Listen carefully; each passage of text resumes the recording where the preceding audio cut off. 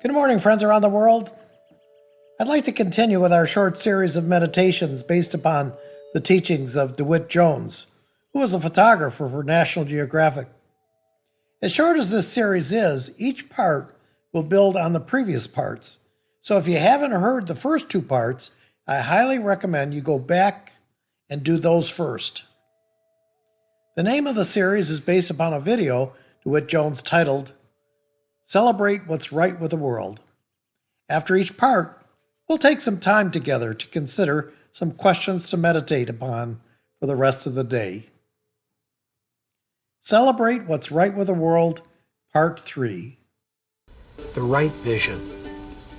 It keeps us open to possibilities, it gives us energy, and it makes us much more accepting of change. Change. Boy, as a photographer, I pray for change. I'd get down on my knees and beg the weather or the wind or the light to do its thing. It was the status quo that would make my pictures boring and redundant. In fact, I began to see that the very thing that so often frightens us today, that awesome change curve we hear so much about, the phenomenal rate of change in our society, was really my ally. In fact, if I viewed it from just a slightly different perspective, it wasn't a change curve at all. It was a possibility curve.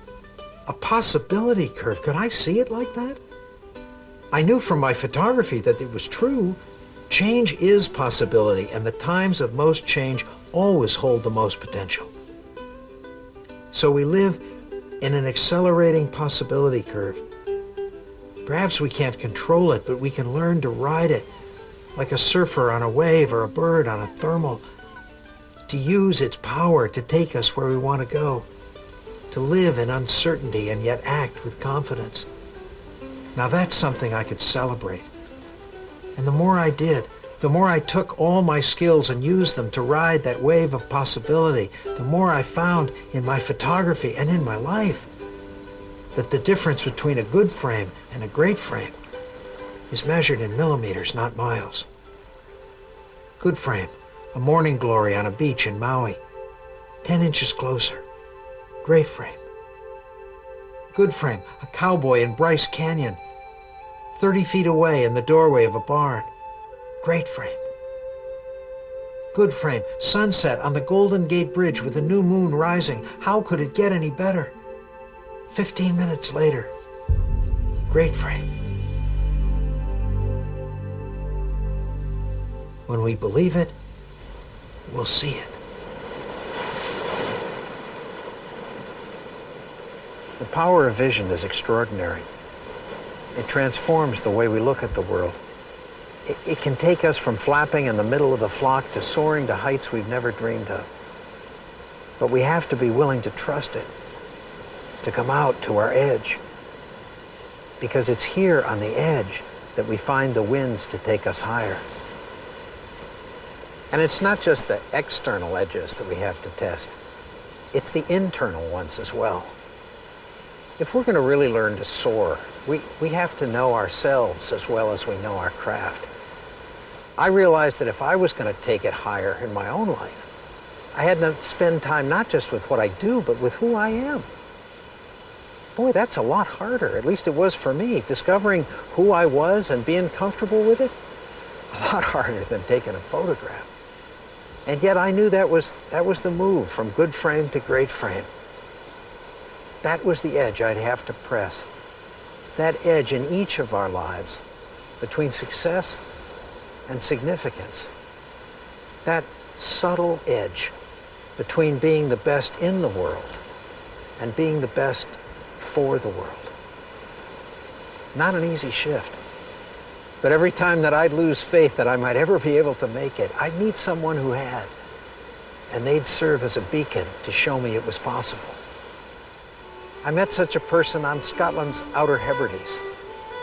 Her name was Marion Campbell, and she was the finest weaver in all of Scotland. She was a national treasure. She'd been sighted by the Queen, and she lived in the tiny town of Plochropool. And I had to photograph her, and I went to her house, I knocked on the door, she came out, lovely woman. And she said, can I help you? And I said, yeah, I'm from National Geographic and I want to photograph you. And she said, wait, my brother is very sick upstairs. He may be dying. And I'm taking care of him. And I felt like a complete idiot, you know. I mean, why? I began to apologize. I backed off and she stopped me and she said, wait, give me an hour and I'll be ready. And she closed the door. And I wandered around the village thinking of the extraordinary presence of this woman. Why, when her brother was dying, would she give me time? And then I heard the hand shuttle being thrown across her loom, and I found her in her weaving shed, lit only by the light of the window. And she showed me the yarn that she'd spun by hand. And she told me how she'd gone into the fields and scraped the lichens off the rock to make her dyes. And I was still nervous and embarrassed. I took a few quick photographs and I said, thank you, fine, I got it. And I started to leave. And again, she stopped me. And she took me into her house. And she'd put out biscuits and she'd made tea.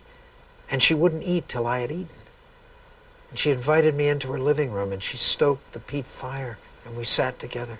And she talked quietly and simply. And I kept thinking I was in the presence of a great sage and I was waiting for some great gift of wisdom. And finally I said, what do you think about when you weave?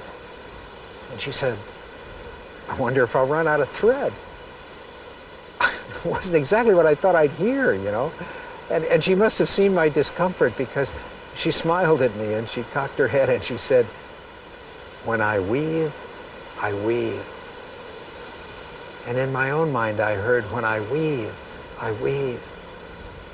When I photograph, I photograph. When I serve, I serve.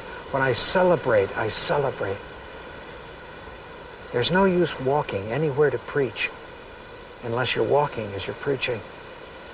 And that evening, through her actions and her words, Marion Campbell showed me what it might be like to soar. She was who she was, with discipline, with grace, with total lack of ego. She was a thermal rider.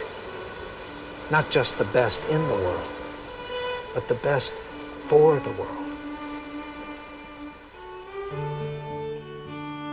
Could I do that?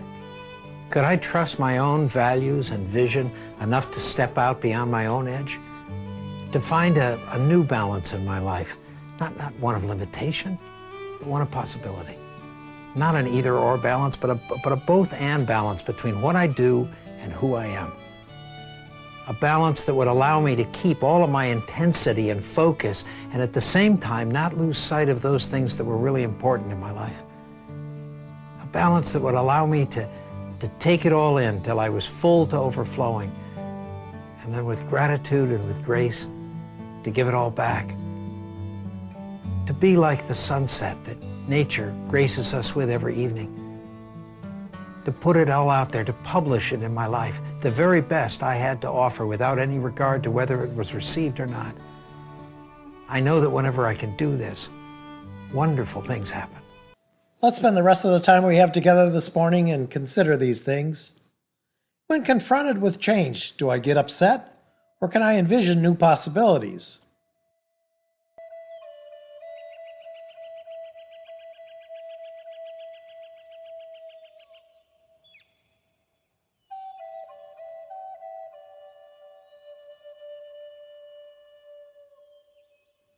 What changes when I move from wanting to be the best in the world to being the best for the world?